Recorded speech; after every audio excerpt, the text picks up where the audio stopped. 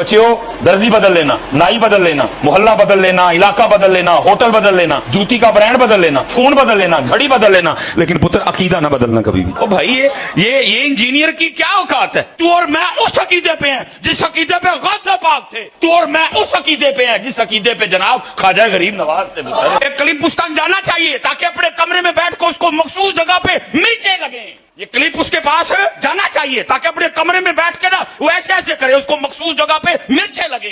उन्होंने कहा कि प्यारे बच्चों, वो जो बच्चे वहां पे बैठे थे, उन्होंने कहा कि अपना दर्जी बदल लेना, नाई बदल लेना, घड़ी बदल लेना, ब्रांड बदल लेना, लेकिन कभी भी अपना फिरका ना बदलना। वैसे उन्होंने अकीदे का लफ्ज इस्तेमाल किया है, लेकिन मैंने उसे फिरका बोला क्योंकि जाहिर है कि वो अकीदा अपने उसी फिरके को समझते हैं, बाकी लोगों को तो बदअकीदा समझते हैं। तो ये उन्होंने पहली नसीहत उसमें इरशाद फरमाई। अब मेरा मासूमाना सवाल है कि अगर आपकी ऑडियंस में कोई देवबंदी बैठा हुआ है, अहले हदीस बैठा हुआ है, क्या उसके लिए भी आपकी ये नसीहत है कि अपना अकीदा ना बदलना? तो ये कहेंगे नहीं, ये तो बदअकीदा है, इसे अपना अकीदा बदलना चाहिए, यही कहेंगे ना। इसका मतलब है कि आप एक फिरके की दावत दे रहे हैं, इस्लाम की दावत नहीं दे रहे। और माजरत के साथ इसी तरह के जज्बात बाकी उलमा और फिरकों के भी आपके बारे में यही हैं कि इनके फिरके में ना जाना। एक ही बीमारी है जो हर तरफ है। अब मुझे बताएं, अगर कोई शख्स कादियानियों के घर में पैदा हुआ है, उस तक मिसबाई साहब का ये क्लिप पहुंच गया, हाँ, कि अपनी घड़ी बदल लेना, ब्रांड बदल लेना, नाई बदल लेना, दर्जी बदल लेना, अकीदा ना बदलना, और मिसबाई साहब वो खत्म नबूवत से मुतल्लिक इसी किस्म के कुफरी अकीदे पे मर गया, तो उस बुराई का वबाल किसके ऊपर होगा? इनके ऊपर होगा। तो ये कहेंगे नहीं, उसको तो बदलना चाहिए। तो भाई आपको क्यों नहीं बदलना चाहिए?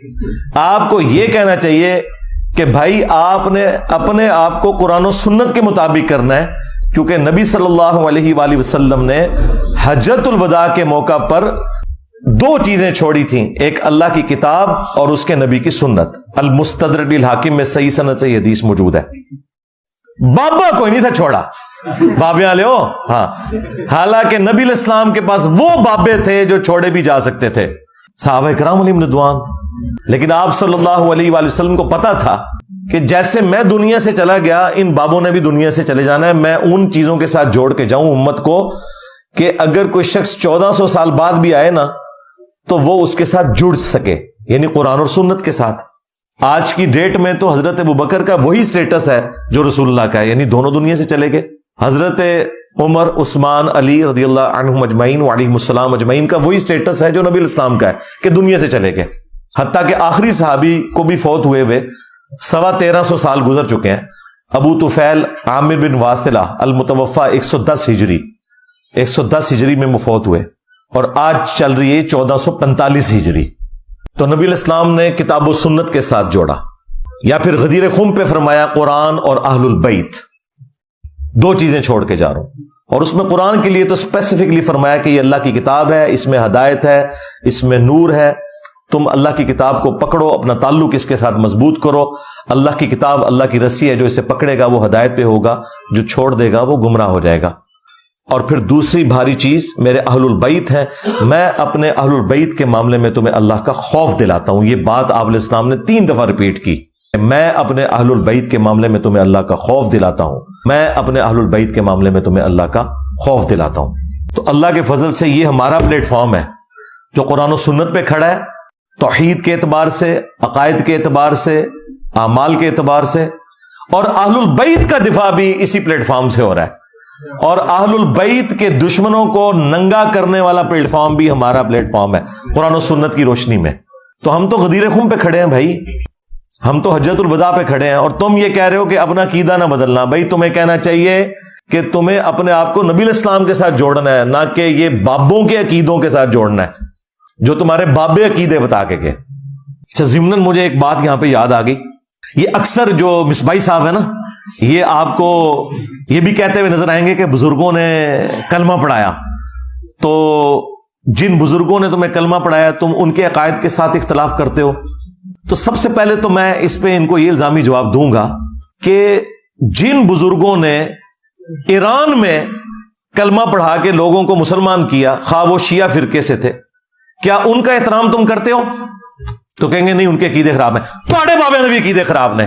چشتی رسول اللہ پارٹی، ہاں، صاحب اور سکر علی پارٹی، دیکھیں نا، جب اپنے اوپر پڑے پھر اس تکلیف کا اندازہ ہوتا ہے۔ اور 90 لاکھ نو کلمہ پڑھا ہے، اور 90 لاکھ تے آبادی نہیں سی، جھوٹے ہو۔ 633 ہجری میں معین الدین چشتی فوت ہوئے ہیں، آج چل رہا ہے 1445 ہجری۔ اس زمانے میں 90 لاکھ کی آبادی کہاں تھی؟ اگر اس وقت 90 لاکھ مسلمان ہوا ہوتا نا تو آج سب کانٹیننٹ میں 80% لوگ مسلمان ہوتے۔ آج بھی صرف 20% مسلمان ہیں، 80% نان مسلم ہیں۔ جھوٹ بولتے ہو۔ اور اس سے بڑا چھکا یہ ہے کہ اس وقت سلطان الہند تو ڈاکٹر ذاکر نائک ہیں، جنہوں نے سینکڑوں ہندوؤں کو کلمہ پڑھا کے مسلمان کیا ہے۔ کیا تم نے ڈاکٹر ذاکر نائک کو ولی اللہ مان لیا؟ کہتے ہیں نہیں نہیں نہیں، اس کے عقیدے ٹھیک نہیں ہے۔ کلمہ تو پڑھایا ہے کیمرے میں، تمہارے بابوں کا تو کوئی ریکارڈنگ موجود نہیں ہے۔ کہتے ہیں نہیں، وہ بخاری مسلم میں حدیث ہے کہ اللہ تعالیٰ چاہے تو فاسق سے بھی دین کا کام لے سکتا ہے یہ فاسق ہے، دین کا کام اللہ تعالیٰ نے لے لیا ہے۔ تو سرکار بس اسی کو ہی اپنے بزرگوں کے اوپر بھی آپ اپلائی کر لیں۔ یہ ہمارا علمی جواب، اینٹی وینم الزامی جواب ہے۔ اور سب سے بڑھ کر ان انگریزوں کو سلام ہے جنہوں نے پرنٹنگ پریس بنائے کہ آج قرآن، بخاری، مسلم ہمارے گھروں میں موجود ہے۔ یہ بغداد شریف والوں نے، اجمیر شریف والوں نے تو نہیں بنائے، ورنہ تو ہمارے پاس قرآن بھی نہ ہوتا اگر ہاتھ سے لکھا جاتا۔ تو کیا انگریزوں کی اس خدمت کو تم مانتے ہو؟ آپ کو کہ خدمت ہے، لیکن ان کے عقیدوں کو نہیں ہم لے کے چلیں گے۔ عقیدے وہی ہیں جو کتاب و سنت میں ہیں۔ سرکار ہم بھی عقیدے وہی مانیں گے جو کتاب و سنت میں ہے، اور جو کتاب و سنت میں عقیدے نہیں، خواہ تمہارے بابوں کے ہو یا ان کے بابوں کے، ہمارا کوئی لینا دینا نہیں۔ کیوں؟ کیونکہ میرے نبی سا ہے ہی کوئی نہیں، تیرے بابے تھے شے ہی کوئی نہیں، بلکہ بابے تھے شے ہی کوئی نہیں۔ احترام سے ذرا بابوں کا نام لینا چاہیے نا۔